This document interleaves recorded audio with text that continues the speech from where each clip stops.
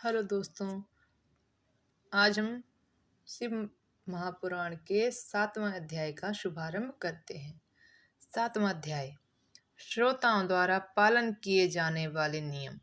सूत जी बोले, शौनक, शिव महापुराण सुनने का व्रत लेने वाले पुरुषों के लिए जो नियम हैं उन्हें भक्ति पूर्वक सुनो। शिव पुराण की पुण्यमयी कथा नियम पूर्वक सुनने से बिना किसी विघ्न बाधा के उत्तम फल की प्राप्ति होती है।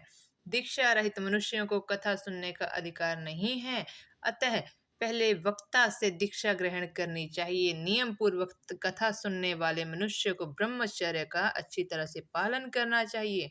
उसे भूमि पर सोना चाहिए, पत्तल में खाना खाना चाहिए तथा कथा समाप्त होने पर भी अन्न ग्रहण करना चाहिए। समर्थ मनुष्य को शुद्ध भाव से शिव पुराण की कथा की समाप्ति तक उपवास रखना चाहिए और एक ही बार भोजन करना चाहिए।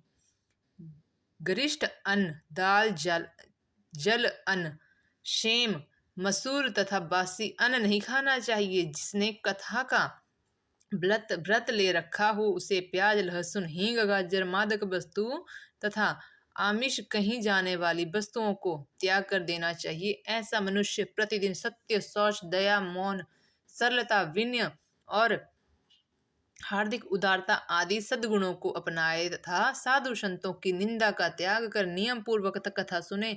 काम मनुष्य इस कथा के प्रभाव से अपनी अभिष्ट कामना प्राप्त करता है और निष्काम मोक्ष प्राप्त करता है। सभी स्त्री पुरुषों को विधि विधान से शिव पुराण की उत्तम कथा को सुनना चाहिए।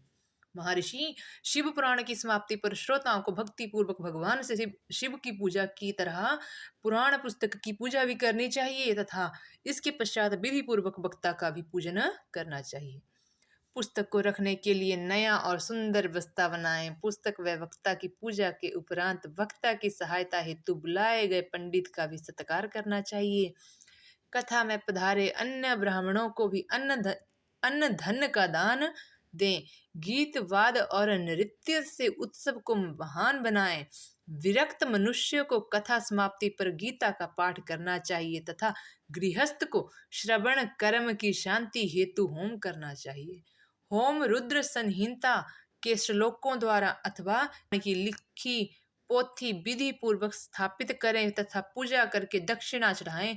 फिर आचार्य का वस्त्र, आभूषण एवं गंध से पूजन करके दक्षिणा सहित वह पुस्तक उन्हें भेंट कर दें। शौनक जी, इस पुराण के दान के प्रभाव से भगवान शिव का अनुग्रह पाकर मनुष्य भवबंधन से मुक्त हो जाता है। शिव पुराण को विधि पूर्वक संपन्न करने पर यह संपूर्ण फल देता है तथा भोग और मोक्ष प्रदान करता है। मुने, शिव पुराण का सारा महात्म्य जो संपूर्ण फल को देने वाला है मैंने तुम्हें सुना दिया।